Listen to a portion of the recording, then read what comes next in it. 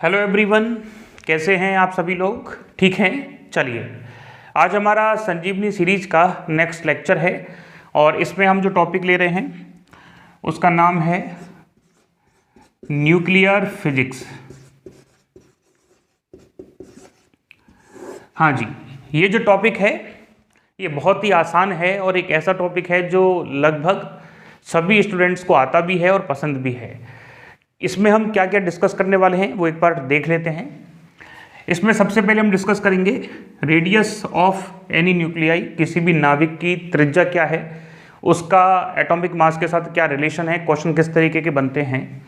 Radius के साथ एक बार क्वेश्चन देखा गया था वेलोसिटी का, मतलब एक नाभिक दो पार्ट्स में डिवाइड हो जाता है तो बताइए उनकी वेलोसिटी का क्या रेशो है। ये बहुत अच्छा क्वेश्चन था तो वो भी करवा दिया जाएगा। रेडियस के बाद हम जो डिस्कस करेंगे वो वॉल्यूम होगा। वॉल्यूम के बाद जो डिस्कस करेंगे वो डेंसिटी होगा। किसी भी न्यूक्लियर का डेंसिटी किस वे में चेंज होता है या नहीं होता है, ये न्यूमेरिकल किस तरीके से बनते हैं। इसके बाद हम डिस्कस करेंगे delta M, that is the mass defect, द्रव्यमान में नुकसान, द्रव्यमान में क्षति, और इसी से लिंक करने वाला जो टॉपिक है that is the binding energy. लेकिन बाइंडिंग एनर्जी के जो क्वेश्चंस हैं वो बहुत रेयरेस्ट केस में बनते हैं। यदि थ्योरेटिकल क्वेश्चन बनता है तो किसका बनता है? बाइंडिंग एनर्जी पर न्यूक्लियन का, Be/A, और यही स्टेबिलिटी को एक्सप्लेन करेगा, यही स्टेबिलिटी के बारे में बताने वाला है। चलिए, नेक्स्ट जो हम टॉपिक डिस्कस करेंगे वो होगा रेडियो एक्टिविटी। और रेडियो एक्टिविटी जो है इसमें हम रदरफोर्ड सोडी का सबसे पहले नियम, और रदरफोर्ड सोडी ने जो भी न्यूक्लियाई के लिए हमको एक फॉर्मूला दिया है जिसमें T हाफ है, हाफ लाइफ है और एवरेज लाइफ है, टॉ है, इनके बीच में क्या रिलेशन होता है, कैसे इनके क्वेश्चंस बनते हैं। और एक टॉपिक और हम डिस्कस करने वाले हैं, वो टॉपिक क्या होगा? वो टॉपिक होगा न्यूक्लियर रिएक्टर। नाभिक की जो भट्टी होती है उसमें कुछ पॉइंट्स हैं खास कि कौन सी छड़ ऐसी है जो कंट्रोलर की तरह काम करेगी, नियंत्रक की तरह काम करेगी, कौन सा एज अ फ्यूल वर्क करेगा, इस टाइप से इसमें हम पढ़ने वाले हैं। और बस ऑलमोस्ट यही टॉपिक हैं। बाकी का डिके देख लेंगे एक बार, जो हमारा अल्फा, बीटा और गामा डिके हैं वो किस तरीके से परफॉर्म होते हैं, उनकी एनर्जी किस तरीके से निकाली जाती है। और एक टॉपिक वो हम बताना भूल गए, that is the Q value. Q value पे भी थोड़ी चर्चा करेंगे क्योंकि लास्ट ईयर क्वेश्चन देखा गया था, लेकिन वो बात अलग है, एमपीटेट में वो क्वेश्चन डिलीट हो गया, पर था एक क्वेश्चन क्यू वैल्यू का, वही देखेंगे। और ये जो टॉपिक है इन सबसे आपके वही लगभग 3 से 4 या 4 से 5 क्वेश्चन बनने चाहिए। आप कहेंगे सर आप हर एक चैप्टर में करंट इलेक्ट्रिसिटी को छोड़ के 3, 4 या 4, 5 क्वेश्चन ही बता रहे हैं, क्योंकि आपके जो सिलेबस है वो 16 पार्ट्स में डिवाइड है। और यदि आप 120 का रेशो चेक करोगे, इनके साथ कंपैरिजन करोगे, तो बड़े टॉपिक जैसे ऑप्टिक्स है तो उससे नंबर ऑफ न्यूमेरिकल ज़्यादा आएंगे, इससे 1-2 कम आएगा। पर ये काफ़ी अच्छा टॉपिक है, बहुत इजी है और सबको समझ में आ जाएगा। आपका काम वही क्या है, शांति से इसको सुनना है बस, ठीक है। चलिए शुरुआत करते हैं। रेडियस, ज़्यादा डिटेल में ना जाते हुए चीज़ों को इस वे में बताएंगे कि आपका न्यूमेरिकली अप्रोच आपको मिल जाए। जो रेडियस है किसकी? नाभिक की, वो होती है R बराबर R0 A⁻⁴। आप कहेंगे sir what is the A, तो आपको पता होगा, नहीं पता है तो एक बार हम बता देते हैं। ये क्या है? ये है एटॉमिक नंबर, परमाणु क्रमांक। ध्यान रखना, एटॉमिक नंबर जो होगा वही इलेक्ट्रॉनों की संख्या को भी बताएगा और वही प्रोटॉनों की संख्या बताएगा। अब यहाँ प्रोटॉन Z हैं तो बताइए न्यूट्रॉनों की संख्या कितनी हो जाएगी? A-Z, that is the neutron. और ये क्या है? ये द्रव्यमान संख्या है या एटॉमिक मास नंबर है। चलिए, R जो है ये रेडियस किसकी है? किसी भी नाभिक की। नाभिक की जो रेडियस है वो किस बात पे डिपेंड करेगी कि उसका जो एटॉमिक मास नंबर है, उसका जो द्रव्यमान संख्या है वो कितनी है। जितनी ज़्यादा द्रव्यमान संख्या होगी रेडियस भी उतनी ही बड़ी होगी, इसलिए हम अक्सर इसको इस वे में याद रखते हैं, क्योंकि R0 जो है वो काम कम आता है, हमेशा प्रोपोर्शनलिटी वाला ही काम आता है, पर फिर भी हम लिख देते हैं 1.2 फर्मी या 1.2 10⁻⁻15 मीटर।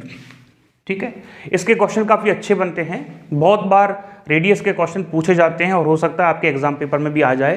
क्वेश्चन बेसिक से क्या बन सकते हैं, यहाँ करवाएं क्या? चलो इसके बाद हम डेंसिटी पढ़ लेते हैं पहले, उसके बाद करवाते हैं, क्योंकि एक ही क्वेश्चन में दोनों समझा दिए जाएंगे। दूसरा जो पॉइंट हम डिस्कस कर रहे हैं नाभिक का, वो है वॉल्यूम। ये किसका वॉल्यूम है साहब? ये नाभिक का वॉल्यूम है। नाभिक कैसा है? गोल है कि चौकोर है? गोल है। और किसी भी गोल से मतलब हमारा गोले से है, स्फीयर से है। तो किसी भी स्फीयर का जो वॉल्यूम होता है वो होता है b बराबर 4/3 पाई r क्यूब। r क्या है? इस नाभिक की रेडियस है जो कि हमने ऊपर निकाल रखी है। और आप सब समझदार लोग हैं, हमको ऐसा लगता है कि ये वैल्यू जब आप r की यहाँ पुट करोगे तो एक रिलेशन निकल के आएगा, 3 से 3 कैंसिल आउट होके b प्रोपोर्शनल टू a।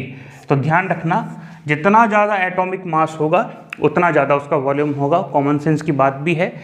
इस गोले के अंदर जितना भी एटॉमिक मास का मतलब क्या है? ए का मतलब होता है प्रोटॉन प्लस न्यूट्रॉन।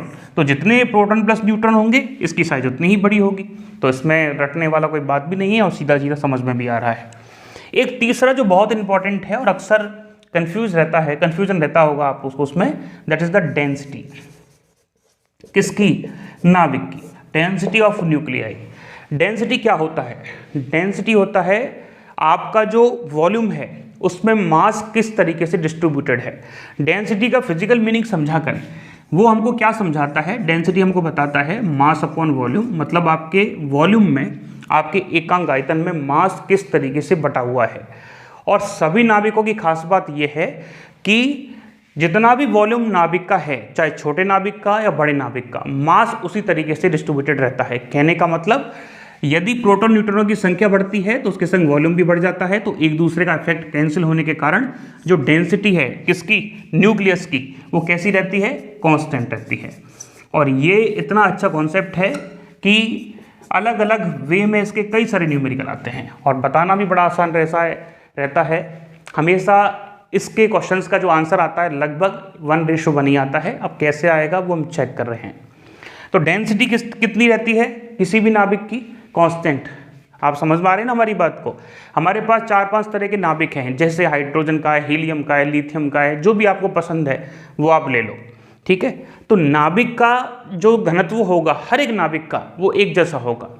और घनत्व से आप ये समझो कि नाभिक के अंदर जिस तरीके से प्रोटॉन न्यूट्रॉन बटे हुए हैं, बिखरे हुए हैं, वो सबका एक जैसा होता है। ये होता है घनत्व का मतलब। चलिए आगे की तरफ बढ़ते हैं, डिटेलिंग में नहीं जाएंगे। हाँ, एक बात ध्यान रख लो, जो डेंसिटी है उसका जो रेंज है वो 10⁻7 के आसपास होता है, सॉरी 17 के आसपास होता है, और मात्रा kg/m³।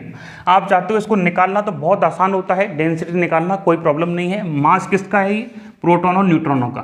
तो नंबर ऑफ प्रोटॉन लिखो, नंबर ऑफ न्यूट्रॉन लिखो, उसका गुणा कर दो मास ऑफ प्रोटॉन के साथ, क्योंकि न्यूट्रॉन और प्रोटॉन का मास लगभग बराबर होता है, और नीचे 4/3 पाई r³ का गुणा कर दो, भाग लगा दो, तो आपका आंसर आपको मिल जाता है। ये हमेशा कैसा रहता है? कांस्टेंट। चलिए अब हम एक क्वेश्चन देखते हैं जो आपकी थोड़ी सी हेल्प करेगा।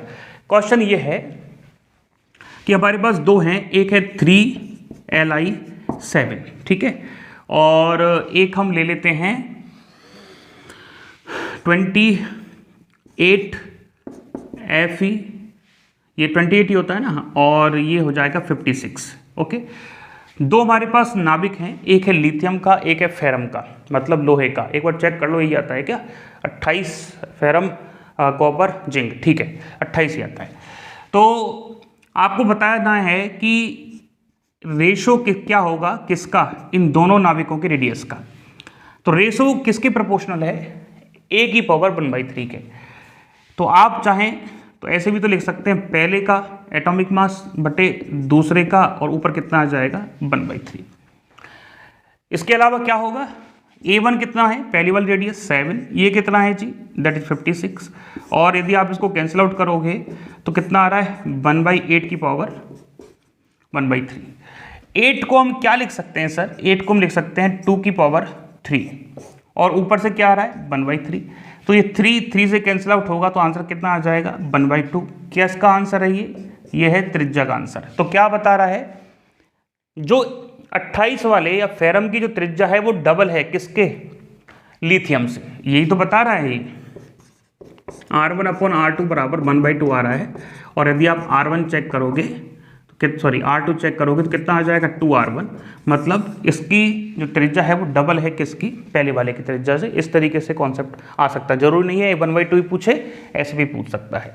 अब इसी क्वेश्चन के लिए त्रिज्या तो आपने बता दी, R1/R2 तो आपने बता दिया। अब बताइए आप what is the ratio of density D1/D2। तो इसमें क्या होता है, अक्सर हम गलती करने की कोशिश करते हैं या हमको कोई मेथड नहीं मिलता, पर कभी भी न्यूक्लियर फिजिक्स में डेंसिटी का रेशियो पूछे तो हमेशा क्या लिखना है 1:1, क्योंकि इसकी जो भी डेंसिटी होगी वही डेंसिटी इसकी होगी या किसी भी न्यूक्लियस की होगी। तो डेंसिटी का क्या आंसर आता है हमेशा 1:1।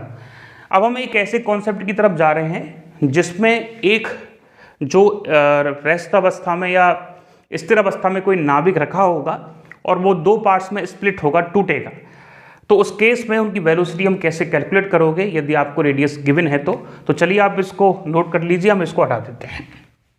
हाँ जी, अब हम एक क्वेश्चन देखते हैं जिससे एक कॉन्सेप्ट को समझने की कोशिश करेंगे। लिखो, पहला क्वेश्चन है, क्वेश्चन ये है कि एक नाभिक है और ये नाभिक 2 भागों में टूट जाता है, ठीक है, इस तरीके से ये 2 पार्ट्स में डिवाइड हो जाता है। अब पूछा गया है आपसे यदि टूटे हुए भागों की जो रेडियस है उनका रेशियो आपको दे रखा है 1:3।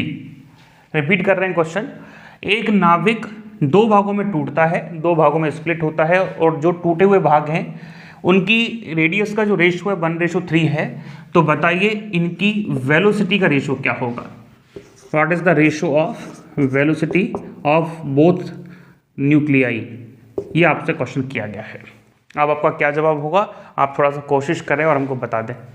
आप कहेंगे सर वेलोसिटी का रेडियस के संग क्या रिलेशन होना चाहिए, हमने तो वॉल्यूम के साथ पढ़ा है भाई। ऐसे मत करो, जो पढ़ा है उसके क्वेश्चन पूछो। पढ़ाई तो हम आपको काइनेमेटिक्स भी है, और काइनेमेटिक्स में गतिकी में आपको हम क्या समझाए, ये समझाए काइनेमेटिक्स में कि सर एक चीज होती है मोमेंटम कंजर्वेशन। क्या होती है, मोमेंटम कंजर्वेशन। मोमेंटम कंजर्वेशन क्या कहता है कि किसी भी घटना से पहले का मोमेंटम और बाद का मोमेंटम कैसा रहेगा, बराबर, यदि कोई एक्सटर्नल फोर्स ना लग रहा हो। पहले रेस्ट में था तो इस पर कोई बाह्य बल लगा नहीं, टूट गया, 2 भागों में बट गया, तो यहाँ रेस्ट में होने के कारण इनिशियल मोमेंटम क्या होना चाहिए, 0। और ये जो मास है इसका मास m1 मान लेते हैं, इसका मास m2 मान लेते हैं, तो इसका कितना हो जाएगा मोमेंटम m1 v1, इसका मोमेंटम m2 v2। तो कंजर्वेशन क्या कहता है, पहले वाला मोमेंटम और बाद वाला मोमेंटम। और ऐसे लिखेंगे ना, चलो साहब क्या करें, कुछ नहीं, एक उधर ले आओ एक उधर रहने दो, और मैग्नीट्यूड की बात कर लें क्योंकि यहाँ साइन का कोई चक्कर है ही नहीं, तो m1 v1 बराबर m2 v2 लिख सकते हैं, ठीक है। मतलब बेल माइनस आएगा, माइनस क्या बताएगा, एक इधर जाएगा और एक इधर जाएगा, और जाना भी चाहिए क्योंकि ये एक दूसरे की विपरीत दिशा में नहीं जाएंगे तो मोमेंटम 0 कैसे होगा। नहीं आया समझ में आपको, यहाँ मोमेंटम कितना है 0 और यहाँ नेट मोमेंटम क्या करना है 0, क्योंकि कंजर्वेशन है। अब ये 0 कब होगा, जब एक इधर जाएगा और एक इधर आ जाएगा, तो इससे क्या होगा, डायरेक्शन कैंसिल आउट हो गई, तो डायरेक्शन 0, और इसका मैग्नीट्यूड इस वे में होगा तो कट के 0 हो जाएगा, ठीक है। चलिए, तो अब हम क्या जानते हैं, मास जो होता है वो होता है डेंसिटी बराबर सर डेंसिटी बराबर मास अपॉन वॉल्यूम। तो हम क्या लिख सकते हैं, मास बराबर डेंसिटी इंटू वॉल्यूम। तो यहाँ क्या लिखेंगे, डेंसिटी इंटू वॉल्यूम बराबर डेंसिटी, ये तो लिखा है मास की जगह, वेलोसिटी भी तो आएगी 1 बराबर density into volume v2 into velocity v2। Density क्या होती है, हर एक न्यूक्लियाई के बराबर, इसकी हो इसकी हो इसकी हो किसी की भी हो, डेंसिटी क्या होती है बराबर। अब ये क्या आ गया, वॉल्यूम 1, तो क्या लिखोगे 4/3 पाई r1/3। ये किसकी रेडियस है, पहले वाले नाभिक की, मल्टीप्लाई किससे, v1 से, 4/3 पाई r2/3 किससे है, v2 से, 4/3 पाई से 4/3 पाई, क्या निकालना है, v1/v2। तो v1 रेशो v2 के साथ निकालना है, तो क्या करना पड़ेगा, r1 को नीचे ले जाना पड़ेगा, दैट इज r2/r1 का क्यूब। हाँ जी, देखो आपको क्या दिया है, r1/r2 1/3, उसमें क्या चाहिए, r2/r1, तो उल्टा कर दो, 3:1 का क्यूब, दैट इज 27 आएगा ना, 27:1 v1/v2। डायरेक्शन पूछ ले तो स्पष्ट कह देना, अपोजिट डायरेक्शन में जाएंगे दोनों, क्योंकि नेट लीनियर मोमेंटम कितना करना है अपन को, 0 करना है। ओके, इसके बाद एक चीज आती है AMU, एटॉमिक मास यूनिट, परमाणु द्रव्यमान मात्रक, एटॉमिक मास यूनिट। ये कार्बन जो 12 होता है उसका 1/12 हिस्सा होता है, ठीक है। तो इसको आप याद रखना 1.66 10⁻⁻27 kg होता है, ठीक है। अरे आ रहा है समझ में? अच्छा, इसके अलावा एक जो इंपॉर्टेंट पॉइंट है वो है द्रव्यमान क्षति। क्या होती है? एक द्रव्यमान क्षति, मास डिफेक्ट लिख देते हैं, द्रव्यमान क्षति।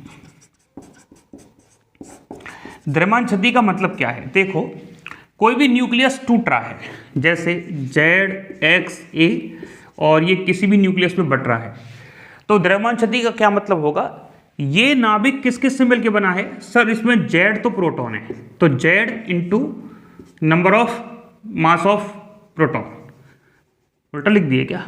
चलो इसका मास मान लेते हैं अपन लोग, m है, तो ये 2 भागों में टूटेगा, इसके पास Z है और न्यूट्रॉन है, तो क्या लिखेंगे? Total mass Z, mass of proton plus A minus Z, ये क्या आ गए? नंबर ऑफ न्यूट्रॉन, और मास कितना है न्यूट्रॉन का? Mn। तो ये क्या आ गया? इसको प्रोटॉन और न्यूट्रॉन में तोड़ने के बाद टोटल मास जो आ रहा है, और ये क्या है? ये इसका नेट मास है। अब सोचो, आप इस न्यूक्लियस को तोड़ना चाहते हो, तो इस न्यूक्लियस को तोड़ने के लिए आपको एक एनर्जी देनी पड़ेगी, तब जाके टूटेगा। और जिस तरफ एनर्जी हम देते हैं उस तरफ का मास हमेशा कम होता है, ये हम पहले बता चुके हैं। आप कभी भी ध्यान रखना, जिस तरफ आप एनर्जी दोगे तोड़ने के लिए उस तरफ का मास हमेशा कम होता है। तो ये मास क्या है? कम है। ये मास कैसा है? ज़्यादा है। तो यहाँ द्रव्यमान क्षति क्या लिख सकते हैं? ज़्यादा में से कम घटाना है, तो Z MP plus A minus Z Mn minus Mx, ये क्या आ जाएगी? द्रव्यमान क्षति। आप कहोगे सर ये क्या कॉन्सेप्ट होता है? जिस तरफ ऊर्जा देंगे उस तरफ मास क्या होगा? कम होगा। ये क्या होता है? जिस तरफ हमने ऊर्जा दी है, तो ऊर्जा क्या होता है? इसमें मास के रूप में इंटर करती है और 2 भागों में बढ़ जाती है। आया समझ में? तो ये क्या होगा? कम। इसने ऊर्जा को एक्सेप्ट किया, और आइंस्टीन की समीकरण कहती है कि ऊर्जा भी मास के इक्विवेलेंट होती है और मास भी ऊर्जा में कन्वर्ट हो सकता है। तो यहाँ जो भी आप एनर्जी दोगे वो एज अ मास इसमें जुड़ेगी और 2 भागों में डिवाइड हो जाएगी, ठीक है। तो ये बात आप थोड़ा सा ध्यान रखना। डेल्टा एम बराबर ZMP, Z क्या है? नंबर ऑफ प्रोटॉन, MP क्या है? Mass of proton, A minus Z क्या है? नंबर ऑफ न्यूट्रॉन, ये क्या है? Mass of neutron minus Mx, ठीक है। न्यूक्लियस के जो क्वेश्चन आते हैं बाइंडिंग एनर्जी के, तो हम बाइंडिंग एनर्जी का एक बार देखते हैं क्या फॉर्मूला आता है। बाइंडिंग एनर्जी निकालते हैं हम आइंस्टीन की फॉर्मूला से। वो कहता है जो भी मास डिफेक्ट है उसमें c² का मल्टीप्लाई कर दो, तो ये क्या हो जाएगा? Binding energy. लेकिन किस में आएगी ये बाइंडिंग एनर्जी? ये बाइंडिंग एनर्जी आएगी जूल में। किस में आएगी? जूल में, ठीक है। इसके अलावा आप एक काम करोगे, बाइंडिंग एनर्जी निकालोगे, डेल्टा एम जो भी आए उसमें 931.5 मेगा इलेक्ट्रॉन वोल्ट में आ जाएगी, मल्टीप्लाई कर देना, ठीक है। आपको 931.5 से मल्टीप्लाई करना है तो आंसर क्या आ जाएगा? मेगा इलेक्ट्रॉन वोल्ट में। और अक्सर यही पूछा जाता है। एक बार हम वापस लिख रहे हैं, आपको दिखाई नहीं दे रहा होगा। जो भी डेल्टा एम आया आपका उसमें 931.5 का गुणा करना है, तो आपकी एनर्जी किस में आएगी? मेगा इलेक्ट्रॉन वोल्ट में, ठीक है। हाँ जी, एक बाइंडिंग एनर्जी का न्यूमेरिकल करा रहे हैं, आप उसको देख लीजिए, जैसे थोड़ा सा कॉन्सेप्ट क्लियर हो जाएगा। क्वेश्चन क्या है? एक फेमस क्वेश्चन है जो अक्सर आता है। एक न्यूट्रॉन को अलग करने के लिए या पृथक करने के लिए आवश्यक ऊर्जा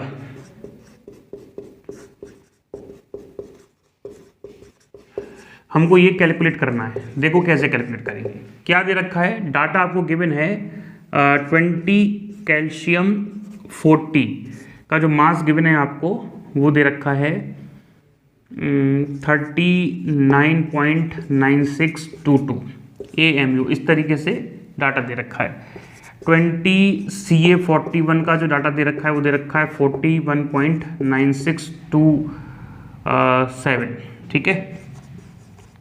इस तरीके से एक डाटा गिवन है और न्यूट्रॉन का भी मास देना पड़ेगा। तो मास ऑफ जो न्यूट्रॉन है AMU में वो कितना होता है 1.0087 मान लीजिए अप्रॉक्सीमेट, बाकी का और भी अच्छे से लिख सकते हो। तो ये आपको डाटा गिवन है और आपको क्या निकालना है, एक न्यूट्रॉन को अलग करने में हमको आवश्यक ऊर्जा की मात्रा। तो देखो न्यूट्रॉन अलग कैसे करोगे, 20 कैल्शियम 41 है, जब ये 20 कैल्शियम 40 में कन्वर्ट होगा तो एक 0 न्यूट्रॉन बनेगा। इसको बनाने के लिए हमको कोई ना कोई एनर्जी देनी पड़ेगी और वही एनर्जी वो पूछ रहा है कि कितनी एनर्जी की रिक्वायरमेंट है। तो ये मास कितना है, मास है ये 41 का, ठीक है। और ये मास किसका है, ये मास हमको दे रखा है, ये 41 का मास दे रखा है, ये 40 का दे रखा है और ये न्यूट्रॉन का मास दे रखा है। तो डेल्टा एम कैसे निकालेंगे, डेल्टा एम कहता है कि जो ज़्यादा मास है, ज़्यादा मास इसका होता है और कम मास इसका होता है। हमने पहले ही बताया था एनर्जी कहाँ देंगे यहाँ, तो ये मास कम होगा, ये मास ज़्यादा होगा।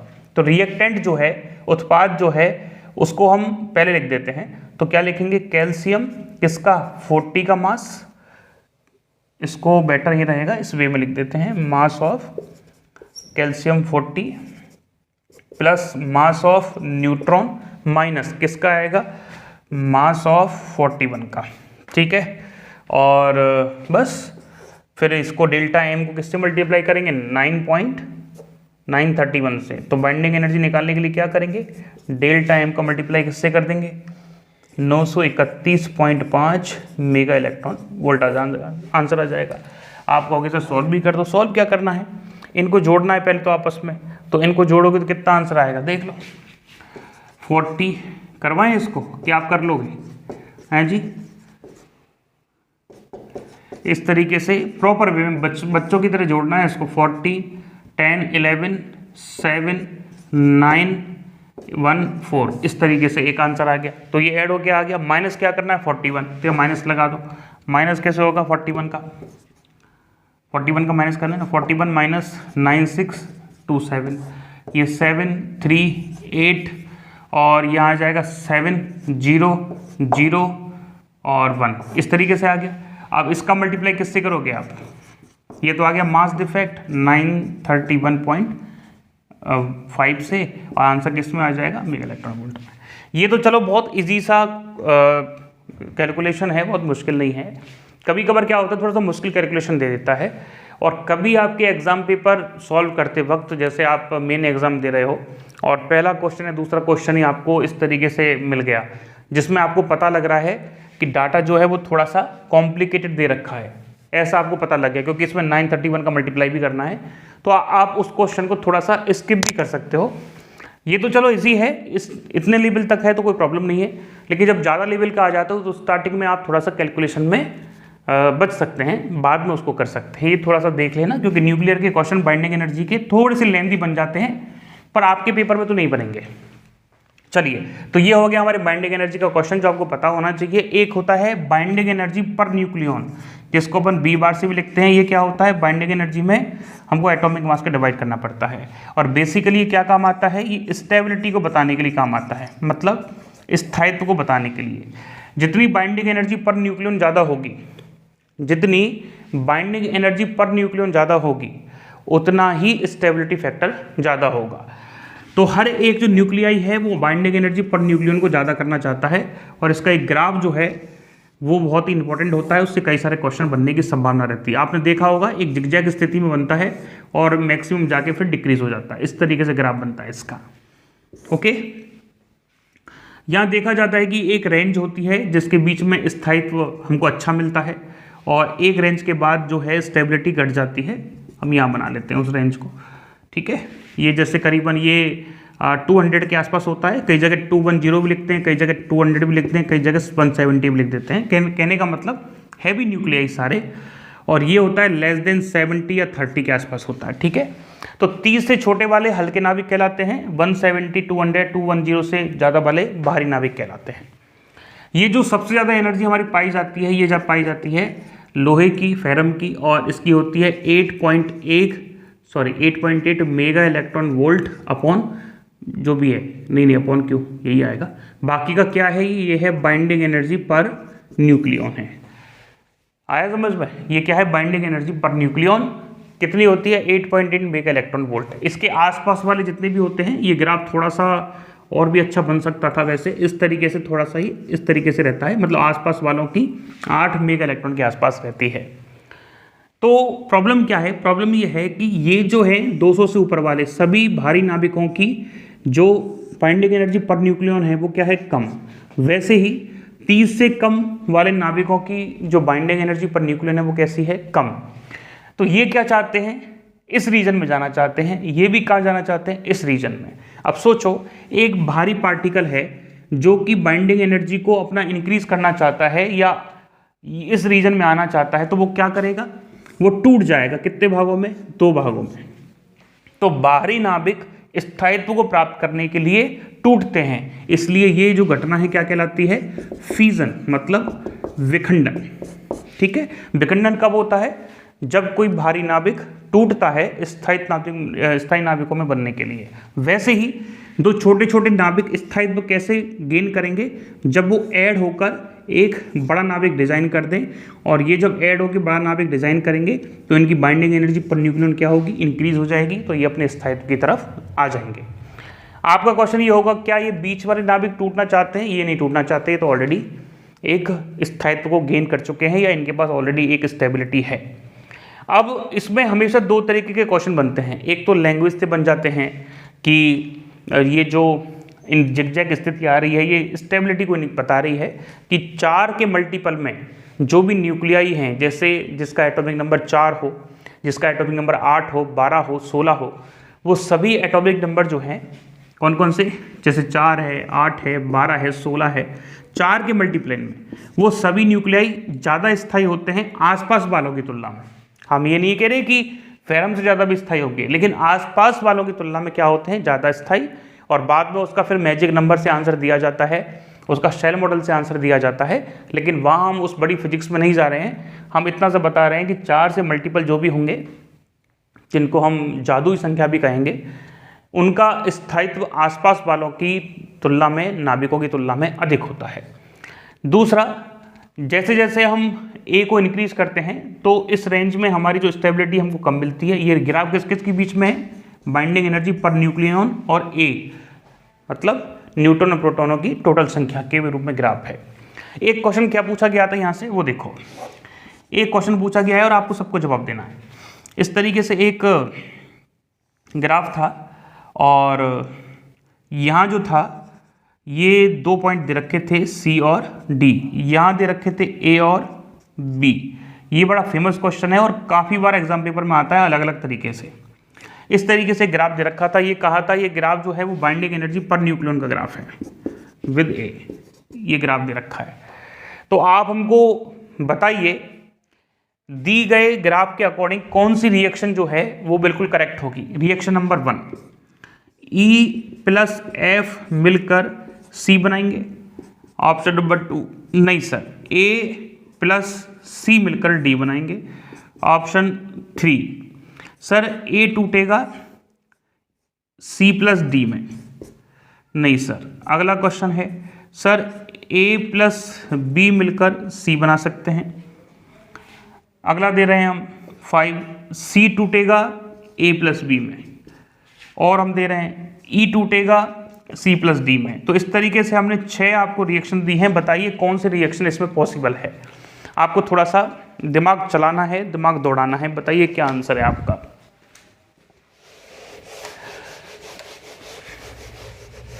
हाँ जी, हमको उम्मीद है बहुत ज़्यादा कॉम्प्लिकेटेड क्वेश्चन नहीं है, आपने आंसर दे दिया होगा ऐसा हमको उम्मीद है।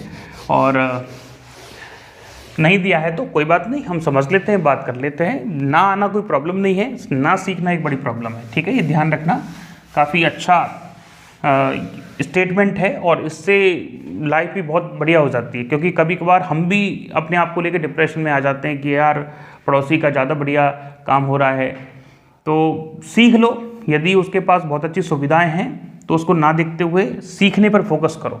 अब ये यदि आपको सवाल हो गया है तो ठीक है, नहीं हुआ है तो कॉन्सेप्ट लगाना सीखते हैं।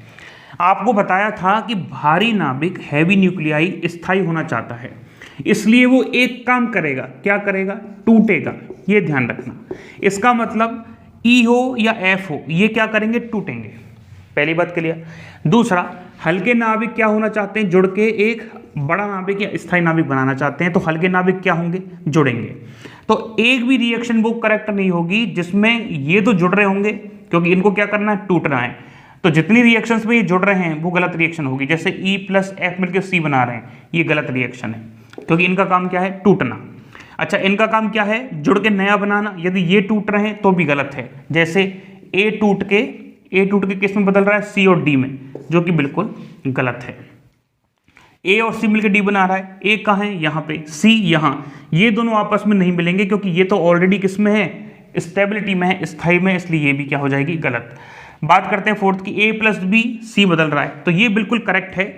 फोर्थ, A और B मिलकर क्या बना लेंगे, C, जिससे क्या होगा, स्टेबिलिटी गेन होगी। बात करते हैं, C टूटेगा A प्लस B में, नहीं सर, C टूटेगा ही नहीं, C तो ऑलरेडी स्टेबिलिटी में है, तो ये नहीं टूटेगा। सर E टूट सकता है C प्लस D में, बिल्कुल करेक्ट है। जो E है वो टूटने का गुण रखता है, C और D में इसका आंसर आ जाएगा। तो आप इस क्वेश्चन को इस वे में कर सकते हो, बहुत ही आसान, बहुत ही सरल क्वेश्चन है, ठीक है। चलिए, हाँ जी, अब हम जा रहे हैं हमारे नेक्स्ट टॉपिक पे, और उसका नाम है रेडियो एक्टिविटी। क्या है, रेडियो एक्टिविटी। हाँ जी, इससे पहले हम ऐसा करते हैं, थोड़ा सा न्यूक्लियर फोर्स के बारे में बता देते हैं, क्योंकि कई बार क्वेश्चन बन जाता है। न्यूक्लियर फोर्स, नाभिकीय बल, इसकी 3-4 बातें ध्यान रखो जिससे क्वेश्चन बनता है। पहली बात कौन सी है, पहली बात यह है कि ये शॉर्ट रेंज फोर्स हैं, ये लघु परास के बल हैं। मतलब ये लंबी दूरी पे नहीं लगते, ये बहुत छोटी दूरी पे लगते हैं। कितनी दूरी तक, 10⁻⁻15 मीटर या 1 फर्मी तक। कुल मिला के ये किसकी रेडियस है, ये है किसकी, नाभिक की। तो नाभिक के अंदर ही लगते हैं ये। बात आई समझ में, क्या है ये, शॉर्ट रेंज फोर्स हैं। दूसरा, ये चार्ज इंडिपेंडेंट होते हैं। क्या होते हैं ये, चार्ज इंडिपेंडेंट, मतलब ये आवेश पर निर्भर नहीं करते, ये ध्यान रखना। इसका मतलब सर समझाइए। जैसे नाभिक के अंदर क्या होता है, नाभिक के अंदर प्रोटॉन भी होंगे, न्यूट्रॉन भी है। तो 3 सिचुएशन बनती हैं कि हो सकता है प्रोटॉन के पास प्रोटॉन रखा हो, न्यूट्रॉन के पास न्यूट्रॉन रखा हो, न्यूट्रॉन के पास प्रोटॉन रखा हो। तो इन तीनों स्थितियों में इनके बीच में जो लगने वाला नाभिकीय बल है वो कैसा लगेगा, इक्वल लगेगा, बराबर। तो ध्यान रखना, एक बार पूछ लिया था, प्रोटॉन प्रोटॉन, न्यूट्रॉन न्यूट्रॉन और प्रोटॉन न्यूट्रॉन के बीच में लगने वाला फोर्स क्या है, इक्वल है, यदि ये नाभिक की रेंज में है तो। क्योंकि आप कहोगे सर कूलाम फोर्स की तो कोई इज्जत ही नहीं है। कूलाम फोर्स क्या कहता है, दो पॉजिटिव चार्जेस हैं तो उनके बीच में क्या लगेगा, रिपल्सन। तो प्रोटॉन प्रोटॉन के बीच में लगने वाला फोर्स इनके बराबर तो हो ही नहीं सकता। लेकिन ये जो फोर्स है इनके अंदर, जो नाभिकीय बल लग रहा है, वो सबसे ज़्यादा ताकतवर बल है। 3 बल होते हैं, न्यूक्लियर फोर्स, वीक फोर्स और बताइए कूलाम फोर्स, इलेक्ट्रिक फोर्स, या पहले इलेक्ट्रिक लिख देते हैं, इलेक्ट्रिक फोर्स, वीक फोर्स और ग्रेविटेशन। सबसे कमजोर कौन सा फोर्स है, ग्रेविटेशन। सबसे ज़्यादा ताकतवर कौन सा है, नाभिकीय बल, ठीक है। तो इनके बीच में नो डाउट रिपल्शन लगेगा, रिपल्शन तो लगेगा, लेकिन उससे ज़्यादा ताकतवर कौन सा फोर्स लग रहा है, आकर्षण। किसके कारण, नाभिकीय बल के कारण, ठीक है। चलिए, तो दूसरी बात आपको पता लग गई, चार्ज इंडिपेंडेंट। तीसरा क्या है, तीसरा है स्पिन डिपेंडेंट। मतलब ये स्पिन जो है प्रोटॉन न्यूट्रॉनों की, उन पर डिपेंड करता है, ठीक है। इसके अलावा स्पिन पर डिपेंड करेगा। और एक बात और याद रख लो, क्या याद रखोगे, 3 बात ही सबसे इंपॉर्टेंट है। ये नॉन सेंट्रल होता है, केंद्रीय नहीं होता ये बल। क्या होता है, नॉन सेंट्रल, ये भी याद रख लो, ठीक है। और क्या याद रख सकते हो, नॉन सेंट्रल के अलावा एक बात याद रख लो, ये जो है, वैसे तो ये बीएससी का पॉइंट है, बट फिर भी याद रखना, ये अब केंद्रीय बल जो होता है उस पर भी थोड़ा थोड़ा डिपेंड करता है। क्योंकि कौन सा बोलते हैं उसको, सैचुरेशन, संतृप्तता का गुण, सैचुरेशन प्रॉपर्टी पे वर्क करता है। मतलब ये है, ये जैसे नाभिक है तो इसके प्रोटॉन न्यूट्रॉन यहाँ भी होंगे, बाहर वाले पे, और अंदर वाले पे भी होंगे। तो अंदर वाला जो प्रोटॉन है वो सभी जगह से फोर्स महसूस करता है, ठीक है, इसलिए उसकी जो बाइंडिंग एनर्जी है वो काफ़ी ज़्यादा होती है, वो काफ़ी ज़्यादा अच्छे से बंधा होता है। लेकिन बाहर वाला जो है वो केवल इधर इधर और अंदर महसूस करता है, बाहर से उस पर कोई भी बल नहीं लगता। तो ये सैचुरेशन प्रॉपर्टी कहलाती है जो नाभिक फॉलो करता है, और इस सैचुरेशन प्रॉपर्टी की वजह से उसकी कुछ बाइंडिंग एनर्जी कम होती है, ठीक है। आपने ग्रेजुएशन में पढ़ा होगा लिक्विड ड्रॉप मॉडल, तो वहाँ ये थोड़ा सा पॉसिबल होता है, क्योंकि याद होगा लिक्विड ड्रॉप मॉडल में 5 तरह की बाइंडिंग एनर्जी हम पढ़ते थे, वॉल्यूम और surface volume energy, surface energy, और कौन सी होती थी, कूलाम एनर्जी, और एक कूलाम एनर्जी हो गई, बाइंडिंग एनर्जी हो गई, वॉल्यूम एनर्जी हो गई, और एक दो और रहती थी। तो 3-4 तरह की एनर्जी है, वो कोई बात नहीं, वो हमारे काम की यहाँ बात नहीं है। ये क्लियर है? चलिए अब बात करते हैं रेडियो एक्टिविटी की। रेडियो एक्टिविटी लफड़ा क्या है? लफड़ा ये है कि हर एक नाभिक स्थायी होना चाहता है। आप भी क्या होना चाहते हैं? स्थायी, इसलिए वर्क कर रहे हैं। और कब तक वर्क करते रहेंगे? जब तक आप स्थायी नहीं हो जाओगे। स्थायी जो होना है वो किसी भी चीज़ का हो सकता है, नौकरी का हो सकता है, अपनी लाइफ में अच्छी नॉलेज का हो सकता है। तो नाभिकों के लिए स्थायी होने का क्या मतलब है? नाभिकों के लिए स्थायी होने का मतलब है कि उनके अंदर प्रोटॉन और न्यूट्रॉनों की संख्या बराबर हो और उनका जो बाइंडिंग एनर्जी पर न्यूक्लियन है वो काफ़ी अच्छा हो, ठीक है।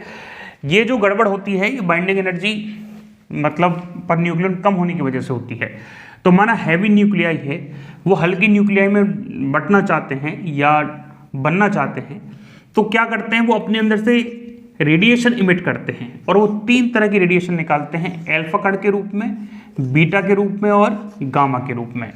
और ये बात हमको किसने बताई? बेकुरल ने। किसने बताई? अब अल्फा पार्टिकल जो है वो हमने कल बताया था हीलियम प्लस प्लस, मतलब यदि हीलियम के नाभिक में से 2 इलेक्ट्रॉन निकाल दिए जाएं तो प्लस प्लस जो बचेगा वो क्या कहलाएगा? Alpha particle. बीटा का मतलब यहाँ होता है, एक होता है बीटा प्लस और एक होता है बीटा माइनस। बीटा प्लस का क्या मतलब है? जब पॉजिट्रॉन बाहर आए, और बीटा माइनस का क्या मतलब है? जब इलेक्ट्रॉन बाहर आए। अभी इसकी रिएक्शन लिख देंगे, उससे और भी क्लियर होगा। गामा क्या है? गामा एक रेडिएशन है लाइक अ फोटोन, और ये कब निकलता है? जब हमारा अल्फा या बीटा कोई भी डिके हो जाए उसके बाद गामा होता है। कहने का मतलब गामा डिके तो कन्फर्म है, बीटा होगा तो भी गामा लास्ट में होगा, और अल्फा होगा तो भी गामा होगा, क्योंकि गामा जो है किसी भी एटम के एक्साइटेड स्टेट से ग्राउंड स्टेट में जब आता है तो गामा बाहर होता है। तो हम बात करते हैं हमारे अल्फा, बीटा और गामा की। तो सबसे पहले बात करते हैं अल्फा डिके की, और डिके का मतलब होता है क्षय, अल्फा कण का नुकसान होना। जैसे हमारे पास ZX एक कोई नाभिक है और इसमें से एक अल्फा कण निकल गया बाहर, तो अल्फा कण का मतलब क्या निकल गया? 2He4 निकल गया। तो कितने का नुकसान होगा Z में? 2 का। तो क्या लिखेंगे? Z-2। यहाँ से कितना चला गया? 4। तो कितने का नुकसान होगा? A-4। और जब Z बदलता है तो हमारे नाभिक का नाम भी बदलता है। ध्यान रखना, नाम किसके अकॉर्डिंग दिए गए हमारी आवर्त सारणी में? Z के अकॉर्डिंग। Z बराबर 1 है तो हाइड्रोजन, Z बराबर 2 है तो हीलियम। लेकिन कई बार क्या होता है? Z इक्वल होते हैं और क्या बदल जाते हैं? हम बोलिए, एटॉमिक मास बदल जाते हैं। तो इस केस में इस घटना को क्या कहते हैं? समस्थानिक, ठीक है। जैसे 1H2 क्या है? ड्यूट्रॉन, 1H1 क्या है? हाइड्रोजन, और 1H3 क्या है? ट्राइटियम। तो ये क्या है? 111। Z जब तक चेंज नहीं होगा तब तक इनका नाम भी चेंज नहीं होगा, ठीक है। तो जैसे Z चेंज हुआ इसका नाम भी चेंज हो गया। अब क्या निकल गया? 2He4 और कुछ एनर्जी भी निकल गई होगी। आया समझ में? चलिए, आप हमेशा याद रखना, क्वेश्चन बनता है, कैसे बनता है? जैसे उसने दे दिया 92, यूरेनियम 236 दे दिया फॉर एग्जांपल, उसने ऐसा दिया है, उसने कहा कि 4 अल्फा कण निकल गए। कितने कण निकल गए? 4 अल्फा कण। तो आपका क्या आंसर होगा? आपको करना है 2He4 निकलेंगे, यस सर, लेकिन कितने निकल रहे हैं? 4। तो 4 का मल्टीप्लाई इससे करना पड़ेगा, 4 दूनी 8, तो 8 तो कम इसमें करने पड़ेंगे। 8 कम यदि इसमें अपन करें कितना हो जाएगा? 84, ठीक है। 84 का कोई भी दे रखा है, हमको नहीं पता नाम क्या है, Y दे रखा है। और 236, इसमें से कितने कम होंगे? 4 जो का 16, तो 16 इसमें से कम कर दो, कितने बचेंगे? 220। तो ये हमारा आंसर आ जाएगा, ठीक है। वहाँ एग्जाम पेपर में तो नाम भी दिया होगा, पर आपसे पूछेगा कौन सा बनेगा, तो वो डिसाइड होगा 84 से 220 से। यदि 3 अल्फा कण मानेगा कि 3 अल्फा कण बाहर निकल रहे हैं, तो 3 दूनी 6, 6 इसमें से घटाओगे और 4 × 12 इसमें से घटा दोगे, आंसर आपके सामने होगा। अब हम बात करने जा रहे हैं किस पे, बीटा डिके पे। हम किस पे बात कर रहे हैं, बीटा डिके। बीटा डिके कब होता है, बीटा डिके होता है जब न्यूट्रॉन और प्रोटॉन का जो रेशो है वो गड़बड़ हो जाए।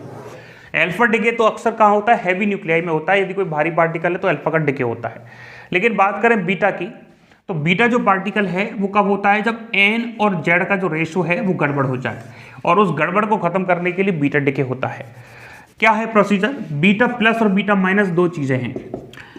पहले बात कर लेते हैं बीटा प्लस की। तो देखो, बीटा प्लस का मतलब होता है जब कोई प्रोटॉन टूटे, किसमें बदले, न्यूट्रॉन में, और जब वो प्रोटॉन टूट के न्यूट्रॉन में बदलता है तो एक पॉजिट्रॉन निकलता है और एक क्या निकलता है, न्यूट्रिनो। क्या निकलता है, न्यूट्रिनो। ये जो है न्यूट्रिनो एक पार्टिकल है, आपने पढ़ा होगा पार्टिकल फिजिक्स में, ठीक है। दूसरा, जब न्यूट्रॉन टूटता है तो क्या बनता है, प्रोटॉन प्लस एक इलेक्ट्रॉन और एक न्यूट्रिनो बार। न्यूट्रिनो बार क्या है, एंटी पार्टिकल है किसका, ऊपर वाले न्यूट्रिनो का। जब E प्लस बाहर निकलेगा तो क्या होगा, बीटा प्लस डिके। जब E माइनस बाहर निकलेगा तो कौन सा डिके होगा, बीटा माइनस। या ये कह सकते हो जब प्रोटॉन टूटेगा तो बीटा प्लस, जब न्यूट्रॉन टूटेगा तो बीटा माइनस। आप कहोगे सर प्रोटॉन टूटना न्यूट्रॉन टूटना क्या चल रहा है, चल ये रहा है। यदि आप हमसे कहोगे कि बीटा प्लस की इक्वेशन लिखो तो हम क्या लिखेंगे, जैसे ZXA है और इसमें से क्या निकल गया, इसमें से निकल गया बीटा प्लस। तो बीटा प्लस का मतलब प्रोटॉन टूटेगा। प्रोटॉन क्या होते हैं, जेड, ये टूट गया तो एक टूटेगा तो कितना हो गया, एक का नुकसान हो गया, तो Z-1। जैसे ही जेड चेंज हुआ नाम चेंज हो जाएगा, और ए हमेशा क्या रहेगा, कांस्टेंट। ए कभी नहीं बदलता, क्योंकि एक प्रोटॉन टूटता है तो एक न्यूट्रॉन बन जाता है, और नाभिक में तो न्यूट्रॉन प्रोटॉन की संख्या कैसी रहती है, बराबर। तो इस केस में क्या निकलेगा, पॉजिट्रॉन और इसके संग न्यूट्रिनो। और देखो, यदि हम बात करेंगे बीटा माइनस की, तो ZXA दे रखा है, ठीक है, इसमें से क्या निकल गया, बीटा माइनस। बीटा माइनस का मतलब आप हमको बताओगे, बीटा माइनस का मतलब क्या होता है, बीटा माइनस का मतलब होता है एक न्यूट्रॉन का टूटना। तो एक न्यूट्रॉन टूटेगा कहाँ से, ऊपर से, तो प्रोटॉन बन जाएगा, तो यहाँ तो मैनेज हो गया। लेकिन ये जो प्रोटॉन है किसको बढ़ाएगा, जेड को, Z+1 Y चेंज हो जाएगा A, E माइनस और न्यूट्रिनो बार। आपको मे बी समझ में आया हो कि Z+1 क्यों हो रहा है, Z-1 क्यों हो रहा है, समझ में आ गया होगा। वैसे तो नहीं आया है तो एक बार और कोशिश कर रहे हैं आपको समझाने की। Z जो है वो प्रोटॉनों की संख्या है, और A में से Z घटाओगे तो न्यूट्रॉनों की संख्या आएगी, ठीक है। हम आपसे ये कह रहे हैं यदि बीटा प्लस डिके हुआ तो क्या टूटने वाला है, एक प्रोटॉन। टूटने का मतलब उसकी कमी होने वाली है, तो Z जैसे टूटेगा उसकी कमी हो जाएगी। लेकिन Z टूटने के बाद एक न्यूट्रॉन भी तो बन रहा है, तो ऊपर से जो प्रोटॉन टूटा उसकी जगह क्या आ गया, एक न्यूट्रॉन, तो A तो बराबर रहेगा। नीचे भी ऐसा ही है, A में से जो न्यूट्रॉन टूटेगा उसकी जगह क्या आ जाएगा, प्रोटॉन, तो Z क्या होगा, एक्स्ट्रा प्रोटॉन के कारण इंक्रीज हो जाएगा, ठीक है। चलिए, आप चाहो तो दूसरा नाम दे सकते हो इसको, पर हमने Y दे दिया है, वो कोई प्रॉब्लम नहीं है, ठीक है। तो याद रखना, जैसे आपको आ गया अगला क्वेश्चन पेपर में कैसे आएंगे, इससे क्वेश्चन पेपर में आएंगे, जैसे आपको दे दिया, यही ले लेते हैं, 92 यूरेनियम 236 दे रखा है, और आपसे कहा कि भैया 2 बीटा प्लस निकल गए, तो बताइए क्या आंसर आएगा। तो सबसे पहले देखना, बीटा प्लस का मतलब क्या है, प्रोटॉन का टूटना, और प्रोटॉन के टूटने का मतलब क्या है, Z का -1 होना। प्रोटॉन के टूटने का क्या मतलब है, बीटा प्लस किसको लिंक करता है, प्रोटॉन को, और प्रोटॉन के टूटने का मतलब क्या है, Z का कम होना।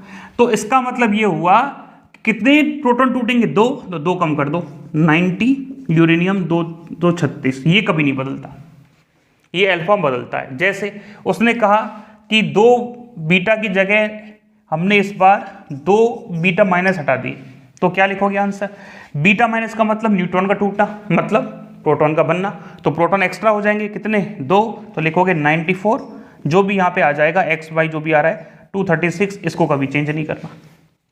आया समझ में। एक न्यूमेरिकल और करवा देते हैं, जैसे यही न्यूमेरिकल ले लेते हैं। आप ये मत कहना सर को ये पसंद है, ऐसा पसंद कुछ नहीं है, पर बस चल रहा है काम। तो माना पहले कह रहा है सर बीटा माइनस निकला, फिर कह रहा है कि सर फिर अल्फा निकल गया, फिर कह रहा है कि वापस एक बीटा माइनस निकला, फिर कह रहा है कि सर लास्ट में एक बीटा प्लस निकल गया। तो बताइए क्या आंसर आएगा। आप पहले कोशिश कर लें फिर हमको बताएं क्या आंसर आएगा। तो देखो सबसे पहले बीटा माइनस, माइनस का मतलब समझा करो न्यूट्रॉन का टूटना, न्यूट्रॉन के टूटने का मतलब प्रोटॉन का बनना, इसका मतलब जेड बढ़ेगा। तो यहाँ क्या लिखोगे सबसे पहले 93 यूरेनियम 236, ये कब बन गया जब बीटा माइनस चला गया।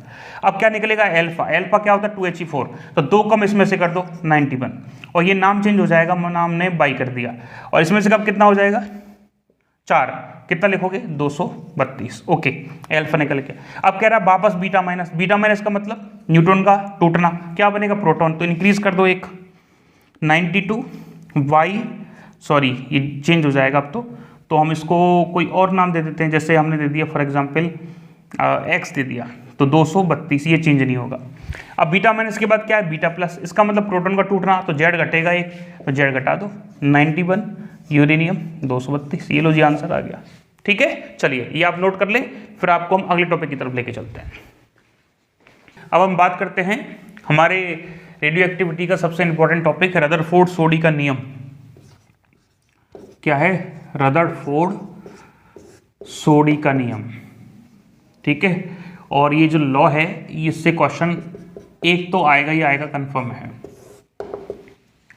रदरफोर्ड सोडी का नियम क्या कहता है कि जो नाभिक के विघटन की दर है, मतलब उसके डिके की जो रेट है वो प्रोपोर्शनल होती है एक्टिव न्यूक्लियाई के नंबर के, मतलब उस समय जो सक्रिय नाभिकों की संख्या है उसके प्रोपोर्शनल। और जब इसको हम आगे से प्रोपोर्शनलिटी का साइन हटाते हैं तो ये आता है -n लैम्बडा, और माइनस का साइन क्या बताता है कि समय के साथ जो नाभिक हैं वो घट रहे हैं, विघटित हो रहे हैं, क्षय हो रहे हैं। ठीक है, इसी को हम जब सॉल्व करते हैं n को नीचे लाते हैं dt को इधर लेके जाते हैं तो हमको एक फॉर्मूला मिलता है n बराबर n0 e⁻ लैम्बडा t। बात यह है कि यहाँ नए नए शब्द आ गए। पहला n क्या है, n क्या है पता है आपको, शेष मतलब रिमेनिंग, शेष बचे हुए रिमेनिंग नाभिकों की संख्या।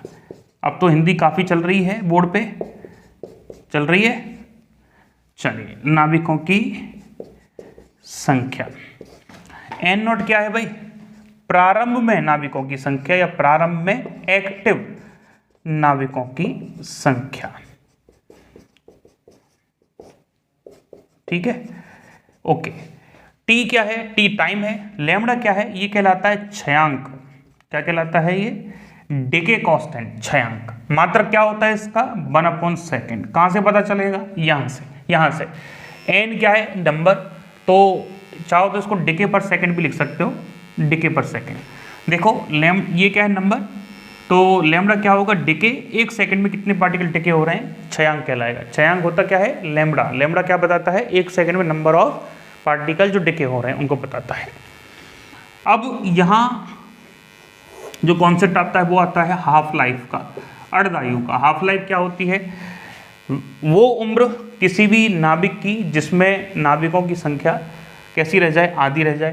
तो जैसे ही हम ये क्या कहना चाहता है, ऐसा समय जिसमें नाभिकों की संख्या प्रारंभ की कैसी रह जाए, आधी। तो यहाँ लिखोगे जब n0/2 बराबर n0 e⁻ लैम्बडा t, ये कैंसिल आउट होगा, लॉग वगैरह लोगे तो जो t हाफ है वो कितना आ जाएगा लॉग, हाँ जी ये ध्यान रखना e बेस में आता है 2/लैम्बडा, और ये लॉग e जो 2 होता है 0.693 होता है, तो 1/लैम्बडा। उल्टा भी कर सकते हो, यदि आपसे लैम्बडा पूछ ले तो 0.693/t हाफ। ओके चलिए अब t हाफ के कई सारे क्वेश्चन बनते हैं। जैसे माना फर्स्ट t हाफ है, मतलब ऐसा समय जिसमें नाभिकों की संख्या कैसी रह गई, पहले की तुलना में आधी रह गई। ठीक है, माना और t हाफ अगला आया, जैसे किसी भी पदार्थ का माना जो t हाफ है, हाफ लाइफ है वो 1 साल है, किसी भी पदार्थ का 1 साल में वो कैसा रह जाता है आधा। तो 1 साल में कितना रह गया वो आधा। फिर नेक्स्ट ईयर क्या होगा अगले t हाफ में, अगले t हाफ में होगा कि सर वो जो आधा हुआ है ना वो और भी घट जाएगा, मतलब उसका भी आधा हो जाएगा। तो क्या लिख सकते हैं n0/2 का स्क्वायर। अगली में क्या होगा सर, अगले साल में और भी आधा रह जाएगा, किसका, n0/2 के स्क्वायर का और भी आधा होगा। तो क्या लिख सकते हो इसको लिख सकते हो n0/2 की पावर क्यूब। कहने का मतलब जितने t हाफ उतना ही नीचे 2 की पावर क्यू आ रही है। तो किसी ने कह दिया कि माना n t हाफ हो गए, ठीक है, मतलब n ईयर बाद, n साल बाद कितना रह जाएगा, बोलो, n बराबर n0/2 की घात n। इसको ऐसा भी तो लिख सकते हैं, ठीक है, ये ध्यान रखना। मतलब ये है रिमेनिंग, ये है टोटल, और इनका रेशियो क्या होता है 1/2n। इससे कई सारे हम क्वेश्चन सॉल्व करेंगे। एक होता है, क्या होता है, एक होता है माध्य आयु, एवरेज समय, क्या होता है माध्य आयु या एवरेज एज, क्या होती है टॉ। ये क्या होती है, एक ऐसा टाइम जिस पर हमारे जो नाभिकों की संख्या है वो केवल 37% रह जाए, या 1/e गुना हो जाए, या 68% के आसपास घट जाए। एक ऐसा समय जिस पर हमारे जो नाभिकों की संख्या है वो कितनी रह जाए, 1/e गुना, सॉरी हाँ जी, कितनी रह जाए, n0/e रह जाए, ठीक है, ऐसा समय। तो इसमें क्या होगा, ये जो टी ऑफ है आप इसको इस फॉर्मूले में रखना, कैलकुलेशन करोगे तो ये आएगा कितना आता है 1/λ आता है, कितना आता है 1/λ, कर भी लो। t बराबर 1/λ लिखोगे, लैम्बडा से लैम्बडा कट जाएगा, ये नीचे आ जाएगा तो वही आ जाएगा ऊपर वाला, ठीक है। चलिए अब ये क्या है टॉ, टॉ का मतलब माध्य आयु, ये क्या है टी हाफ मतलब अर्धायु। तो इनमें रिलेशन होता होगा, बिल्कुल होता है सर। क्या होता है बताइए, अरे सर क्या रिलेशन है, लैम्बडा की वैल्यू यहाँ से निकाल दो, लैम्बडा को इधर लेके जाओ, या 1/λ पूछ रहा ना, ठीक है, तो इसको नीचे ले आओ। तो देखो टॉ बराबर 1/λ कब बनेगा, जब इसको नीचे ले आएंगे, तो क्या लिख देंगे 0.693/t ऑफ लिखेंगे, अरे लिख सकते हैं ना इसका। चलो सही लिखा है गलत लिखा है, सही लिखा है, ठीक है। चलिए और टी ऑफ बराबर क्या हो जाएगा, बोलो, हमको ऐसा क्यों लग रहा है कि थोड़ा सा ठीक लिखा है क्या, 1/λ और ये आ जाएगा नीचे 0.693, हाँ देखो उल्टा है, हम कह रहे हैं थोड़ा सा गड़बड़ लग रहा है। 1/λ की वैल्यू, जल्दबाजी करना बिल्कुल पाप है। 1/λ की वैल्यू कितनी आ रही है, t ½/0.693। हमको पसंद नहीं आ रहा था वो, हमने कहा भाई अब तो पसंद आएगा। चलो क्या लिखेंगे, t½/0.693। आप इसको सॉल्व करोगे तो आ जाता है 1.41, आई थिंक 1.41 के आसपास आता है, या 1.14 के आसपास आता है, 4.4, चलो ठीक है, ये आएगा। और कितना आएगा ये टी हाफ, ठीक है, इस तरीके से आता है। और उल्टा भी हम पॉसिबल कर सकते हैं, जैसे उसने पूछ लिया what is the value of T half in term of tau, तो क्या लिखोगे 0.693 मल्टीप्लाई बाई टॉ, इस तरीके से। तो क्या पता चल रहा है कौन ज़्यादा है, हाफ लाइफ ज़्यादा है या एवरेज आयु ज़्यादा है। सर जो हाफ है, हाफ जो उम्र है वो टॉ का 0.693 है, यदि परसेंटेज का मल्टीप्लाई करोगे तो 69% है, इसका मतलब हाफ लाइफ कम होती है। एवरेज लाइफ क्या बता रही है कि ज़्यादा है, कितना, करीबन 40% के आसपास ज़्यादा मिलती है, ठीक है, ये ध्यान रखना। और एक इसके साथ ही एक टॉपिक जुड़ा हुआ होता है, दैट इज़ द एक्टिविटी, मतलब सक्रियता। क्या होता है, सक्रियता होता है टॉपिक। एक टॉपिक क्या है, एक्टिविटी, सक्रियता। सक्रियता जो टॉपिक है वो क्या बताता है, वो बताता है कि सर ये जो रेट है विघटन की दर, यही सक्रियता होती है, जितना विघटन होगा उसकी सक्रियता उतनी ही ज़्यादा होगी। तो इस फॉर्मूले को हम इस तरीके से डिजाइन कर सकते हैं। सक्रियता को एक्टिविटी कहते हैं, एक्टिविटी का ए ले लिया तो ए बराबर a0e⁻⁻λt, सेम वैसे ही फॉर्मूला होता है, ठीक है। एक्टिविटी भी आधी हो जाएगी, मतलब उसकी सक्रियता भी आधी रह जाएगी, जैसे टी ऑफ कहलाएगा, तो वो कोई प्रॉब्लम है नहीं। सक्रियता जो है उसके मात्रक इंपॉर्टेंट हैं, उनकी मात्रक सबसे पहले तो डिके पर सेकेंड, क्या है, डिके पर सेकेंड, 1 सेकेंड में डिके होने वाले पार्टिकल की संख्या। दूसरा इसी को हम बेकुरल कहते हैं, ध्यान रखना, इसको क्या कहते हैं, बेकुरल। और एक होता है क्यूरी, एक क्यूरी बराबर 3.7 × 10⁻10 डिके पर सेकेंड या बेकुरल। ये यूनिट थोड़ा सा याद रख लेना। और भी होते हैं, शायद मैक्सवेल भी होता है, रदरफोर्ड भी होता है, पर वो कोई बात नहीं, ठीक है। चलिए अब हम एक छोटा सा टॉपिक, इसके न्यूमेरिकल हम करवा देंगे आपको, जिससे क्लियरिटी आ जाएगी। इसके बाद जो लास्ट टॉपिक बचता है वो है नाभिकीय भट्टी, मतलब न्यूक्लियर रिएक्टर। और उसमें जो क्वेश्चंस हैं वो बेसिक से बनते हैं, ज़्यादा मुश्किल नहीं बनते। जैसे नाभिकीय भट्टी में जो फ्यूल होता है उसको जला देते हैं, और उस रिएक्शंस को, चेन रिएक्शन को तोड़ने के लिए, नियंत्रण करने के लिए हम क्या करते हैं, कैडमियम की छड़ इस्तेमाल करते हैं। तो ध्यान रखना, कंफ्यूज हो जाओगे। कैडमियम की छड़ किसके काम आती है, नियंत्रक छड़ के रूप में। आप कहेंगे सर इसमें क्या कंफ्यूज होंगे, कंफ्यूज इसलिए हो जाओगे क्योंकि एक वर्ड और आता है मंदक, मतलब आने वाले न्यूट्रॉनों का वेग कम करने के लिए एक हम इस्तेमाल करते हैं मटेरियल, उसका नाम होता है मंदक, मतलब उनको वेग कम करना न्यूट्रॉन का। तो वो कौन कौन से होते हैं, वो होता है भारी पानी D2O और ग्रेफाइट। तो आपसे पूछा जाए नाभिकीय रिएक्टर में मंदक कौन कौन है, D2O और ग्रेफाइट। आपसे पूछा जाए नियंत्रक छड़ कौन सी है, कैडमियम। ये ध्यान रखना। एक यूरेनियम नाभिक जब टूटता है तो 200 मेगा इलेक्ट्रॉन वोल्ट एनर्जी को बनाता है, ये ध्यान रखना। अब न्यूमेरिकल करवा देते हैं। हाँ जी, क्वेश्चन देखो, बोर्ड पे कुछ लिखे हुए हैं और हम तो यही कहेंगे आपसे, पहले आप खुद कोशिश करें, उसके बाद हम जो सोल्यूशन बताएं वो आप देखें। चलिए, आपने कोशिश कर लिया है तो हम बताएं, चालू करें फिर। सबसे पहली बात, आपसे क्वेश्चन हुए हैं या नहीं हुए हैं। आप बिल्कुल डिप्रेशन में ना आए। आप यदि ये सोच रहे हैं कि यार सर ने पढ़ा दिया उसके बाद भी क्वेश्चन नहीं बने, तो पढ़ना और क्वेश्चन बनाना थोड़ा सा अलग अलग बात है। और किसी भी बात का डिप्रेशन लेना इसलिए बेकार है क्योंकि डिप्रेशन लेने से आपकी पढ़ाई खराब हो सकती है। जाहिर सी बात है, आपसे ये क्वेश्चन नहीं हुआ और अभी आपने पढ़ा भी है, तो इसका मतलब ये है कि आपने कभी भी उस टॉपिक से रिलेटेड न्यूमेरिकल की प्रैक्टिस की नहीं, इस वजह से ऐसा हो रहा है। अभी हम प्रैक्टिस करेंगे तो आने लग जाएंगे। तो कहीं भी लोड नहीं लेना है दिमाग पे, बिल्कुल आराम से सोचना है। और नहीं आता है तो सिखा रहे हैं, सीख लेना, आ जाएगा। देखो, पहले इसमें से गिवन डाटा को पहचानो कि डाटा कौन कौन सा गिवन है, और उसके बाद उस अप्रोच को पहचानो जो वो डिमांड कर रहा है। दो बातें ध्यान रखना, न्यूमेरिकल में दो ही बातें गिवन होती हैं। कौन कौन सी बातें गिवन है, पहला तो जो जरूरी डाटा आपको न्यूमेरिकल करने के लिए दिया जाएगा, और दूसरा ये जानना कि पूछ क्या रहा है। रेडॉन है, हमको कोई ताल्लुकात नहीं, कोई भी हो, कोई भी पदार्थ हो, उसकी हाफ लाइफ का मान 3 दिन दे रखा है। तो पहला डाटा क्या है हमारे पास, उसकी हाफ लाइफ कितनी है, 3 डे, ठीक है। इसके अलावा कितने समय बाद इसका 1/16 भाग शेष रहेगा, 1/16 भाग शेष रहेगा। क्या आप समझ पा रहे हैं, किसका, टोटल का। ये कौन सा है जो शेष रहता है, ये क्या है, प्रारंभिक। ये कह रहा है कि कितना भाग शेष रहेगा, सर n0 का 1/16 भाग शेष रहेगा, ये इसकी लैंग्वेज है।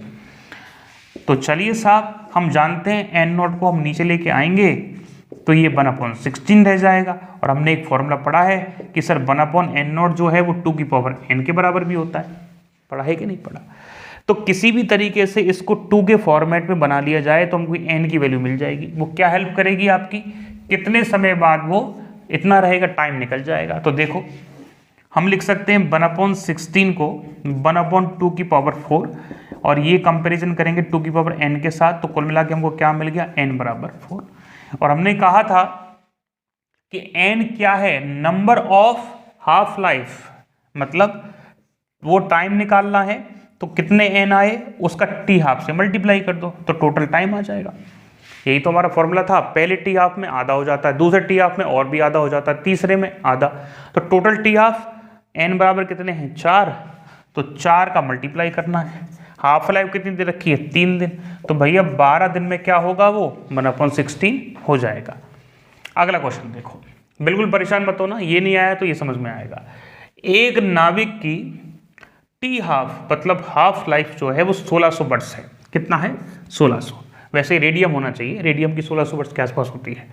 तो बताइए कितने समय बाद वह 31/32 खर्च हो जाएगा। इसको बड़ा ध्यान से सुनना।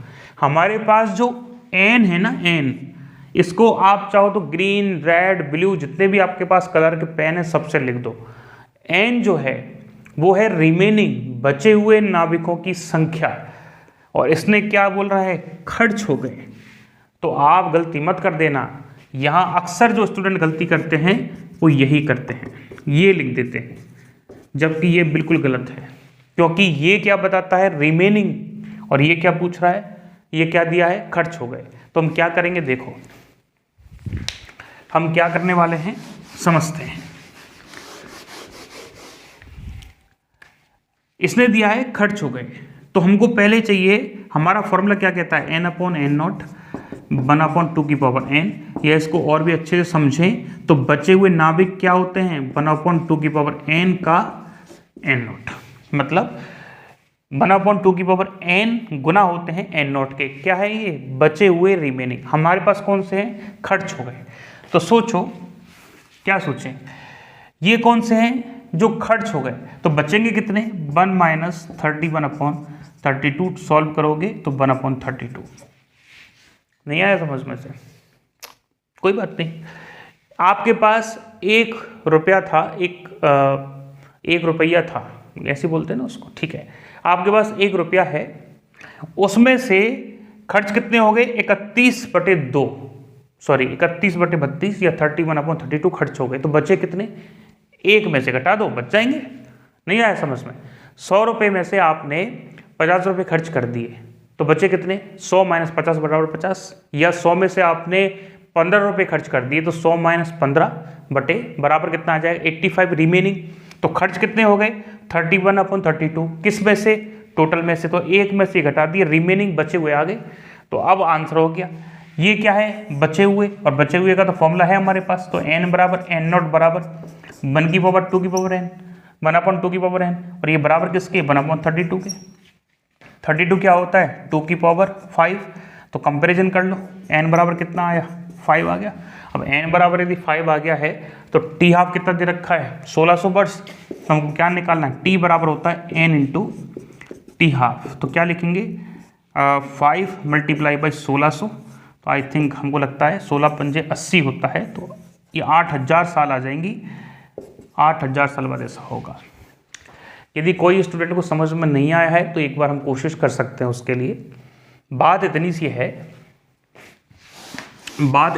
है, एक अर्ध आयु में, एक हाफ लाइफ में पार्टिकल जो है वो आधा रह जाता है। इस लैंग्वेज को समझते, रह जाने का मतलब खर्च कितना हो गया, आधा, बचा कितना, आधा। फिर अगली हाफ लाइफ आई तो उसमें क्या होगा, जो है उसका भी आधा हो जाएगा। अगली हाफ लाइफ में क्या होगा, जो है उसका भी आधा हो जाएगा। कितना है ये है n/4, तो इसका भी आधा कर दो, ठीक है। तो ऐसे ही ये n भी हाफ लाइफ आई तो हमको क्या मिल जाएगा, यहाँ पे हमको मिल जाएगा n/2 की पावर n, और बिल्कुल सही है। यदि n बराबर 1 लिखोगे तो आधा, 2 लिखोगे तो 4, 3 लिखोगे तो 8। हमको क्या देता है हमेशा, 1/32, 1/45, क्यों, क्योंकि हमको n की वैल्यू निकालनी है। जैसे n की वैल्यू पता लगेगी, गुणा कर दो, टोटल टाइम आ जाएगा। नहीं आएगा समझ में तो कोई बात नहीं, एक बार और कोशिश करेंगे। चलो अगला न्यूमेरिकल सॉल्व करते हैं। अगला न्यूमेरिकल देखो, एक रेडियो एक्टिव नाभिक, देखो ये बहुत अच्छा कॉन्सेप्ट है। एक रेडियो एक्टिव नाभिक 15 दिन में 15/16 भाग विघटित हो जाते हैं। ये कितना बढ़िया है। एक रेडियो एक्टिव नाभिक के 15 दिन में 15/16 भाग विघटित हो जाते हैं, तो अर्धायु बताइए। सेम क्वेश्चन है, केवल लैंग्वेज चेंज की है। खर्च हो जाना या विघटित हो जाना बात बराबर है। तो क्या कॉन्सेप्ट आएगा, खर्च कितने हो गए या विघटित कितने हो गए या डिके कितने हो गए। डिके दे रखे हैं सर 15/16, तो रिमेनिंग क्या है, कितने बचेंगे सर। रिमेनिंग जो पार्ट है वो है 1 माइनस 15/16, इसका मतलब 1/16 बचेंगे। तो क्या कह रहा है 15 दिन में हुआ ऐसा। तो देखो इस बार उसने कुछ और पूछा है, क्या पूछा है, अर्धायु। तो फॉर्मूला क्या है सर, अर्ध आयु को n से यदि गुणा कर दें तो टोटल टाइम आ जाएगा। कौन सा टाइम, जिसमें 1/16 होते हैं। तो हमारे पास इसका कंपैरिजन 1/2 की पावर n से कर लो, क्योंकि किसके बराबर होता है, n/n0 के बराबर। तो n बराबर कितना आ गया 16 का, 16 को लिख सकते हो 1/2 की पावर 4, ये 1/2 की पावर n, तो n बराबर कितना आ गया 4। तो देखो जी आपको क्या निकालना है, टी हाफ 4 दे दिया और टाइम कितना दिया है उसने, 15 दिन। ठीक है, कितना दिया है, 15 दिन। ऐसा करो उसको 16 कर लो जिससे आंसर आ जाएगा। ठीक है, क्योंकि 15/4 आएगा, अच्छा नहीं लगेगा। 16 आ गया, अब टी हाफ निकाल देते हैं। तो टी हाफ बराबर 16/4 कितना आया, 4 दिन। अब देखो दिमाग लगा के, पहले 4 दिन में क्या हुआ होगा, आधा आयु किसकी है, उसकी 4।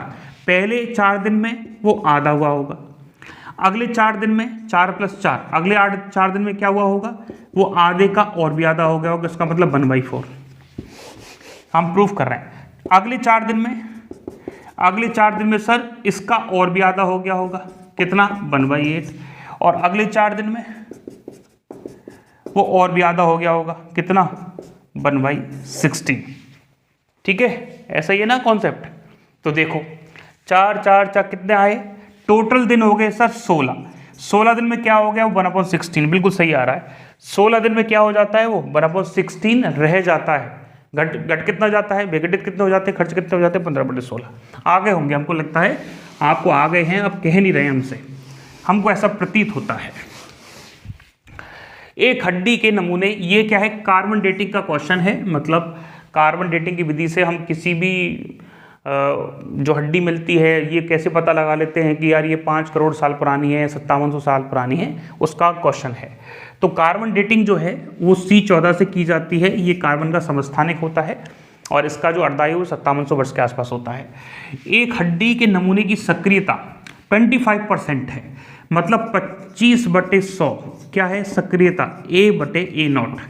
A0 का मतलब प्रारंभिक सक्रियता, A का मतलब प्रेजेंट सक्रियता। वैसा ही है, प्रारंभिक कितने नाभिक है, N0, अब कितने N, तो प्रारंभिक कितने हो गए 100, अब कितनी रह गई 25, तो इसको क्या लिख सकते हैं 1/4। ओके, तो हड्डी की आयु ज्ञात कीजिए यदि अर्धायु इतनी दे रखी है।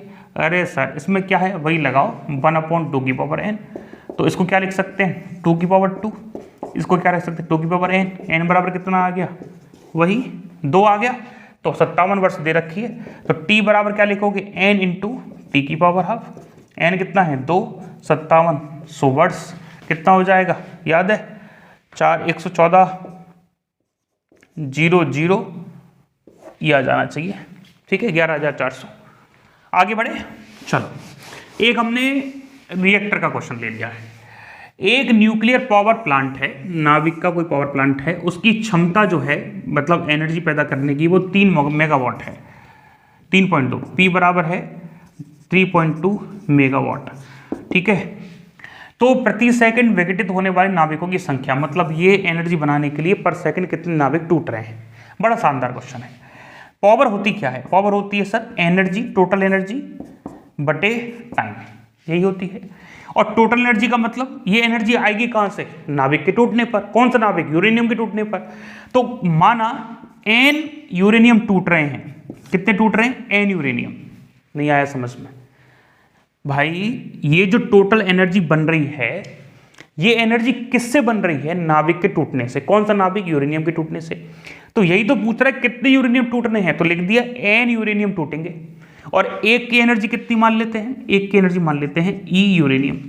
तो एक यूरेनियम की एनर्जी, यदि एक यूरेनियम नाभिक के टूटने पर एनर्जी यदि EU है, तो n के टूटने में क्या आ जाएगी, टोटल। कितने सेकंड में पूछा है उसने, 1 सेकंड में, उसने कहा है प्रति सेकंड। तो चलिए n, उसने कह रहा है एक यूरेनियम को तोड़ने पर कितनी एनर्जी बनती है, 200 मेगा इलेक्ट्रॉन वोल्ट एनर्जी बनती है। तो पावर के बराबर कितना आ रही है, 200 मेगा इलेक्ट्रॉन वोल्ट। इसको नीचे ले आओ, तो पावर के नीचे क्या आ जाएगी, 200 मेगा इलेक्ट्रॉन वोल्ट बराबर क्या आ गया, नाभिकों की संख्या। अब P कितना दे रखा है, P दे रखा है आपको 3.2 मेगावाट, या 3.2 सीधा सीधा मेगा लगाना है क्योंकि वो 10⁻6 है।